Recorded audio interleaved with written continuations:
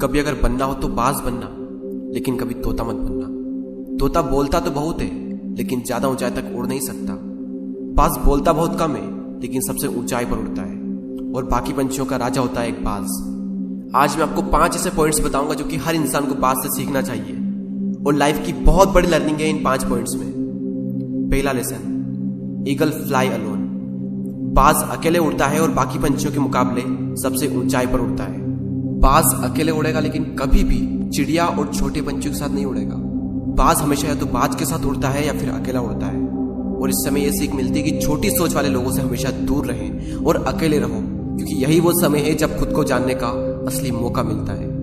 दूसरा लेसन, बाज का विजन बहुत ज्यादा क्लियर होता है और बहुत ज्यादा स्ट्रांग होता है। बाज अपने शिकार को 5 किलोमीटर दूर से ही देख लेता है और जब एक बार उसे अपना लक्ष्य दिख जाता है तो उसके बाद चाहे रास्ते में कितनी भी मुश्किलें क्यों ना आए, वो अपने लक्ष्य को हासिल करके ही दम लेता है। इससे भी एक बहुत बड़ी सीख मिलती है कि अपना विजन क्लियर रखो और उसे हासिल करने में फिर चाहे कितनी भी मुश्किलें क्यों ना आए, पीछे मत हटो उस बाज की तरह। तीसरा लेसन, बाज कभी भी मरे हुए जानवरों को नहीं खाता, वो हमेशा जिंदा शिकार करता है। और इससे हमें यह सीख मिलती है कि जो हमारा पास्ट है वो मर चुका है, तो अपने उन मरे हुए सड़े हुए थॉट्स पर ध्यान मत दो और अपनी आने वाली ताजी फ्रेश जिंदगी पर ध्यान लगाओ।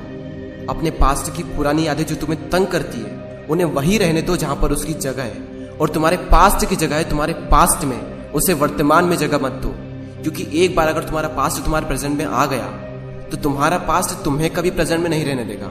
पास्ट में तुम्हारे साथ कितना भी बुरा क्यों ना हुआ हो, वो सब यादें, वो सब थॉट्स मर चुके हैं, और उस बाज की तरह बनो जो कभी भी मरी हुई चीजों को नहीं खाता। चौथा लेसन, जब आंधी तूफान आते हैं तो बाज बहुत ज्यादा एक्साइटेड हो जाता है। जब बारिश होती है तो सारे पंछी छिपकर बैठ जाते हैं, लेकिन बाज को बड़ा मजा आता है। जब तेज हवाएं चलती है तो बाज उन हवाओं के सहारे और तेजी से ऊपर की ओर उठता है, और ऊपर उड़ते उड़ते इतना ऊपर उड़ जाता है कि बादलों से भी ऊपर पहुंच जाता है। और इससे भी एक बहुत बड़ी सीख मिलती है कि मुसीबत में मजा ढूंढो।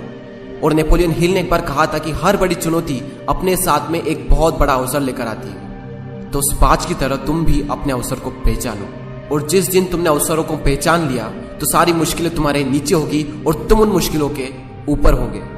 फिफ्थ लेसन, बाज अपने घोंसलों में से सॉफ्ट घास को हमेशा निकाल देता है ताकि बाज का जो बच्चा होता है वो उसमें कंफर्टेबल ना हो सके, क्योंकि अगर वो घोंसले में कंफर्टेबल हो गया तो वो वहीं रहना पसंद करेगा। लेकिन बाज ऐसा कभी होने नहीं देता। बाज एक पंछी है और उसे भी ये बात पता है कि there is no growth in comfort zone. लेकिन हम तो इंसान है ना, और इंसान होने के बावजूद भी कई सारे लोग इस बात को समझते ही नहीं।